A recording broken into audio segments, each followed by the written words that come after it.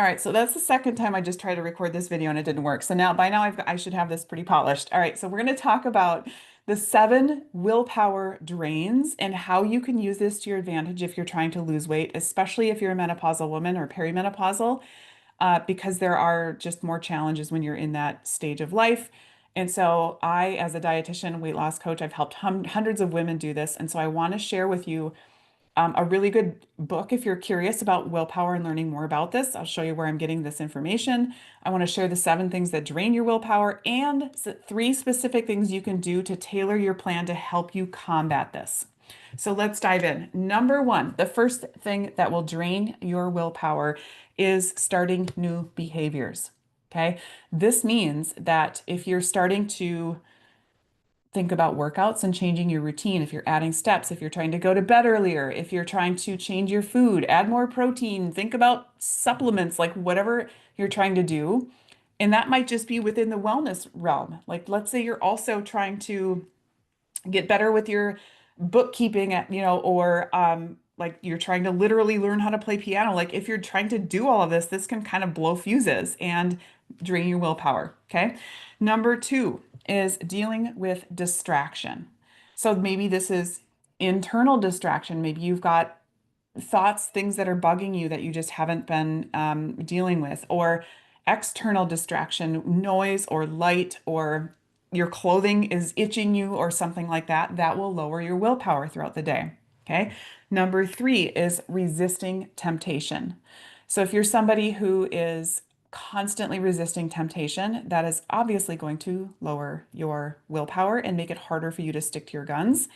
Number 4 is suppressing emotion.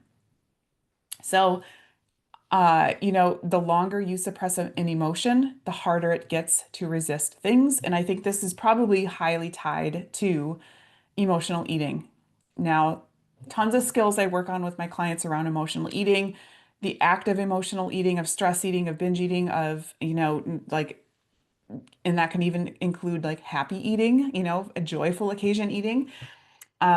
This can be like if you're doing that, there's some element of probably numbing the emotion as well, but suppressing emotion is literally a willpower drain. Okay. Another one that will suppress your willpower, that drain your willpower, is suppressing temptation. So I think, or sorry, suppressing impulses. And I think of this one as kind of related to suppressing or resisting temptation. But if you're suppressing impulses, like obviously it gets harder as the day goes on. You get more tired, you're probably more hungry, like it's going to get harder, right?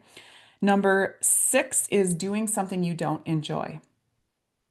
Makes sense, right?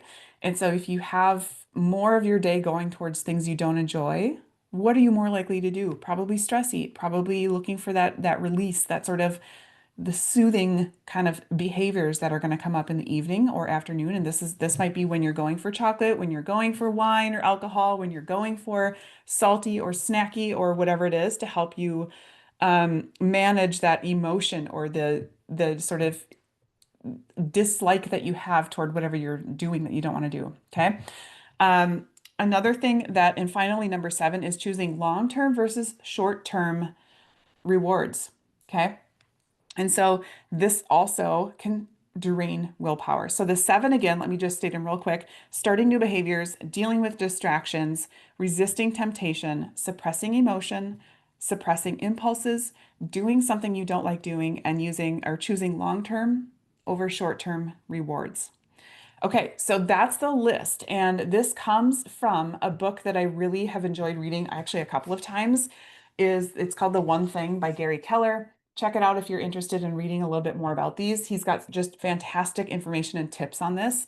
But I want to share with you like how I'm using this as a dietitian who navigates this stuff with her clients all the time. And so 3 things that you can do to kind of stop leaking willpower throughout your day and kind of use what you know about this now to help you is: number 1, I always talk to my clients about including their non-negotiable foods, their favorite foods in their plans. And so I'm always asking point blank, like, if you had to give up X, it wouldn't be worth it for you to lose the weight.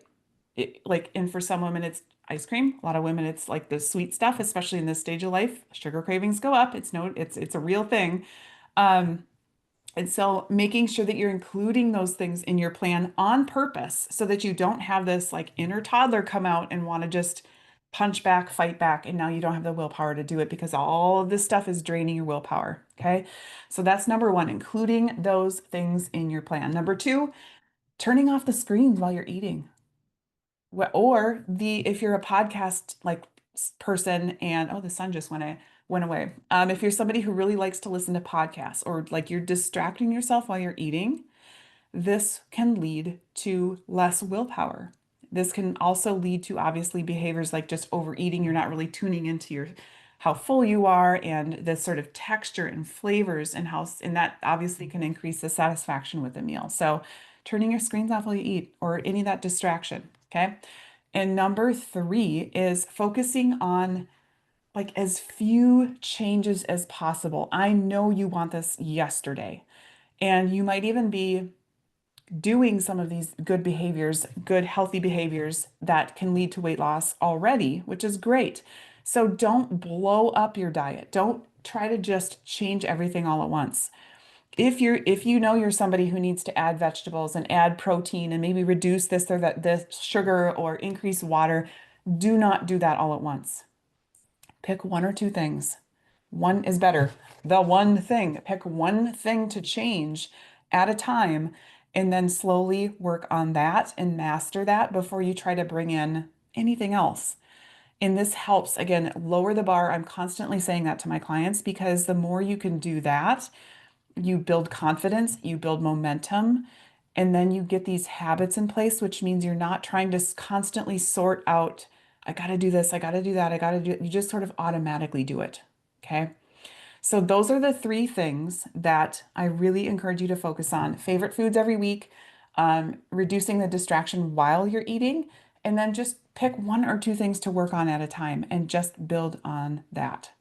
It is not maybe as sexy as trying to blow everything up, doing like a 75 hard big challenge where you're getting really drastic. But if you want weight loss that lasts, this is how it generally needs to look. All right. Drop your comments below. I'd love to hear them. Let me know what your thoughts are, and we'll see you soon.